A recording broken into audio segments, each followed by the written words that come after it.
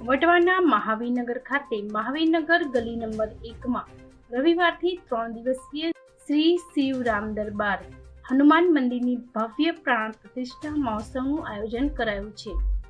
આ અંગે મહોત્સવના મુખ્ય આયોજક ગિરીશભાઈ મહેશ્વરીએ જણાવ્યું કે શ્રી શિવરામ દરબાર હનુમાન મંદિરમાં શનિદેવ, હનુમાનજી તથા સૂર્યદેવની મૂર્તિ સ્થાપિત કરવામાં આવશે, જેના ભાગરૂપે રવિવારે વિશાળ કળશ યાત્રા કાઢવામાં આવી હતી, જેમાં આશરે 1500 મહિલાઓએ ભાગ લઈ કળશ યાત્રાને સફળ બનાવી।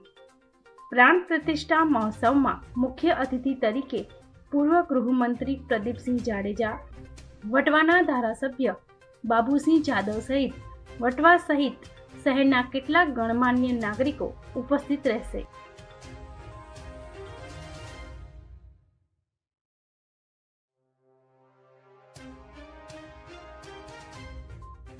नाम अजीत सिंह है और हम इस विस्तार में सबसे बड़ा मंदिर महावीर नगर गली नंबर 1 वटवा में बनाया गया है, जिसमें सभी भगवान के दर्शन हो सकते हैं।